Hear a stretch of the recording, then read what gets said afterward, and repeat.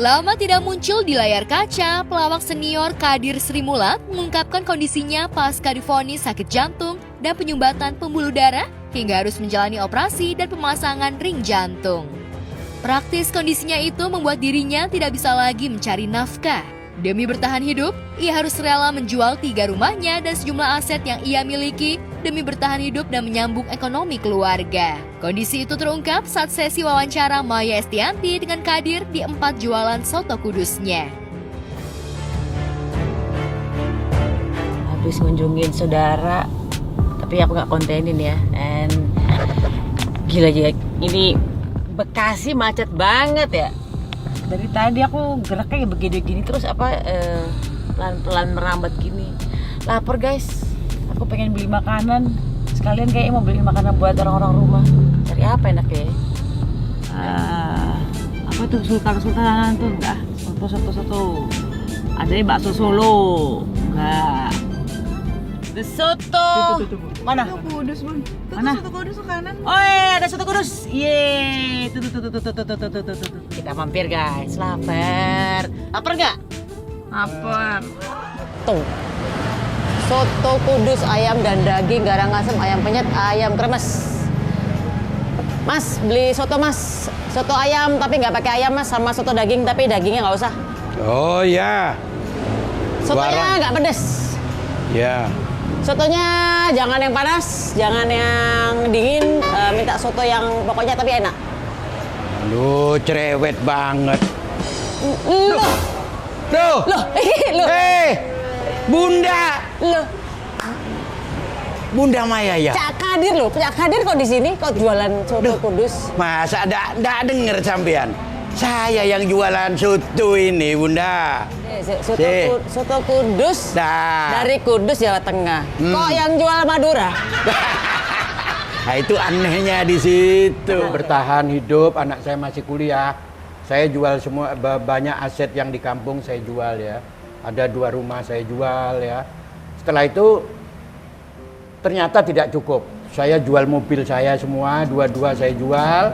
Akhirnya saya beli mobil kecil lah. Terus setelah itu kok masih nggak cukup juga, nggak ada duit lagi. Perhiasan istri semua saya jual. Sampai berlian saya jual, mas-masan saya jual. Udah setelah itu saya mikir, wah ini kalau saya nggak pasang ring, habis ini. Udah. Jelas rumah induk mesti kena.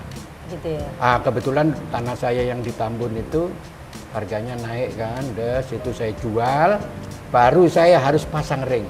Pasang ring jantungnya kena Jantung. ke blok berapa persen? Saya kena 96% tapi 1. Oke. Itu udah nyumpet sama sekali. Udah mampet lah ya. Nah, akhirnya saya lari ke Harapan Kita dengan uang itu selesai ya, sudah selesai dalam waktu 1 bulan udah kembali normal. Nah, ini masih ada sisa uang itu. Sebagian saya buat beli mobil, sebagian saya buat belajar usaha itu tadi. Bikin warung tadi. Saat ini, Kadir rela berjualan soto kudus di kawasan Bekasi. Profesi yang dijalani saat ini bertolak belakang dengan dunia panggung yang pernah melambungkan namanya dengan grup lawak Srimulat di era 90-an. Di masa jayanya, Kadir dan kawan-kawan sering tampil di layar kaca, menghibur jutaan pemirsa dengan gaya lawakannya yang khas gaya Maduranya. Profesinya itu sudah dilakoninya sejak 6 tahun lalu. Kadir pun menceritakan awal mula dirinya terjun ke dunia kuliner. Sejarahnya kenapa Mas Kadir ini, aku manggilin Mas apa Cak yo? Enaknya apa ya? Enaknya ya cak ae. Cak Kadir, Cak Kadir kayak bakal bakso nang Surabaya. Jadi pertama kali sejarahnya kenapa memutuskan jualan? Kalau kita kembali ya, flashback ke belakang ya. Ini perjalanannya memang sebetulnya menyedihkan sekali. Pada awal saya kena jantung itu setelah 5 tahun saya vakum. Tahun piro itu? Sekitar dari tahun 2002 saya kena jantung sampai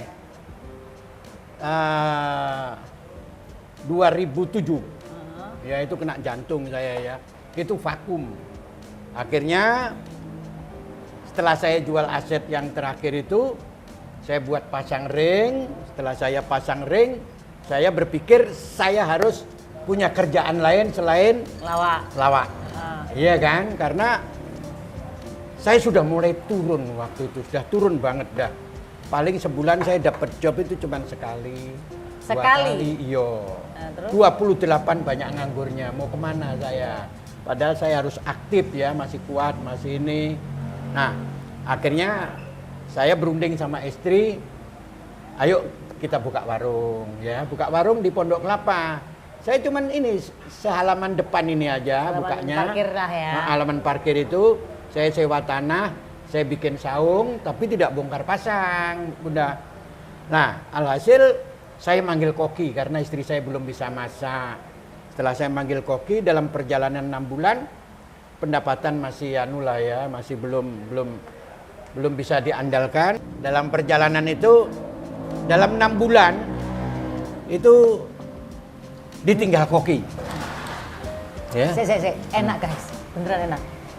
Bawangnya kental banget, enak. Seneng aku. Jenenge soto kudus. Soto kudus ya, bener. Nah, dalam perjalanan tuh 6 bulan saya ditinggal koki, itu soto Jawa Timur tuh, nah. Ya. Ditinggal koki des, alhasil istri saya belum bisa masak, mulai turun. Nah, istri saya nyoba bikin sendiri nggak pas. Soto Jawa Timur tuh berarti soto Surabaya, Lamongan. Oh, ayam. Nah, Daging, daging, oke. ada ayam, ada daging. Oke, terus. Dua macam, Terus? Lamongan lah. Setelah istri saya nyoba bikin sendiri ya, ternyata tidak sama. 6 bulan kemudian bangkrut, saya tutup.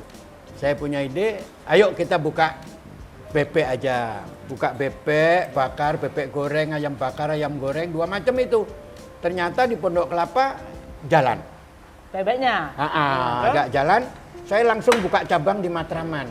Terus Saya sewa tanah, sewa tanah. bikin saung di Matraman ya. Saya buka bebek. Enggak sampai 6 bulan ya. 6 bulan itu ternyata nyari bebek itu susah.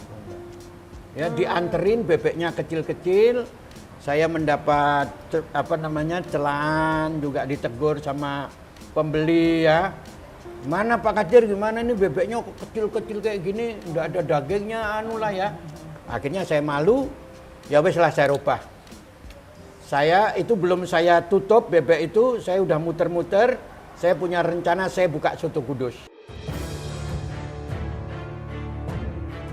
Pengalaman jatuh bangun membangun bisnis kuliner dialaminya bersama sang istri tercinta. Namun hal itu tidak membuatnya putus asa dan bangkit lagi mencari celah jualan lainnya. Kondisi paling parah saat pandemi terjadi pun pernah dialami pelawak yang memiliki gaya bicara yang khas. Hingga pada akhirnya menjatuhkan pilihannya dengan berjualan soto kudus. Oke, terus? Kenapa saya buka soto kudus? Sampean kan emang pernah di Kudus? Duh, Emang pernah tinggal di Kudus? saya itu tinggal di Kudus ada 10 tahun. Nah, terus? Ya, ikut sandiwara di sana. Kudus terus di Mayong, Kudus, Mayong. Mayong itu pertengahan antara Jepara Kudus. Saya di situ, ya. Kelilingnya daerah sana. Akhirnya setelah saya putuskan saya harus buka soto Kudus, saya nyari orang yang bisa ngajari istri saya. Termuter ketemu di Tangerang. Istri saya diajari, orangnya dikasih duit sama saya, udah dia pulang lagi. Yang di Matraman tadi langsung saya tutup. Saya ganti soto kudus. Ya. Tapi di dalamnya bebek sama ayam tidak saya hilangkan menunya. Oke, bebek rica-ricanya masih ada berarti. Oke. Tetap ada. Begitu sudah, soto kudus ternyata jalan. Udah. Saya buka lagi di Jati Bening. Di Jati Bening itu ada aja sampai 10 tahunan ya, Jati Bening. Matraman itu ada kalau 6 tahun ya, 8 tahunan Matraman. Ya saya bersyukur sekali sampai sekarang setelah saya sehat kembali itu ada saja Bunda. Biarpun tidak seperti dulu. Kalau dulu ya Sri Mulat tuh sebulan itu bisa 40 kali mainnya ya. Zaman masa kejayaannya Wah, terus menurun. Paling sekarang dapat sebulan ya 3 kali dapatnya. ya. Masih alhamdulillah ya 3 Oh iya, kali. Ya. 3 kali itu kalau untuk hidup sederhana, sederhana dengan keluarga cukup. Pandemi kemarin itu 1 pun selama 2 tahun nggak dapat. lawakan nggak ada ya? Nggak ada sama sekali. 2 tahun persis. Nggak ada. 2 tahun lebih saya kira. Ya. Tapi kan ini kembali lagi saya kan buka usaha. Iya. Ya. Orang itu setiap hari kan butuh makan. Iya. Apalagi di sini ini perkantoran semua. Namun kini ia bersyukur perlahan demi perlahan dirinya bisa membangun kembali ekonomi keluarga dan bertahan hidup. Apalagi dunia lawak saat ini penuh dengan persaingan dengan hadirnya pelawak-pelawak muda baru yang memiliki ide cemerlang. Nah, sampean ini masih tetap ngelawak sebulan berapa kali? Atau dengan adanya pendatang-pendatang baru ini sampean harus mengupgrade diri atau misalnya ya udah ini styleku gitu loh. Ya gimana ya, saya kira semua tontonan ya, kita harus introspeksi ya, kita harus sadar diri. Semua tontonan kalau terlalu lama, ini mesti jenuh orang ya membosankan kan gitu.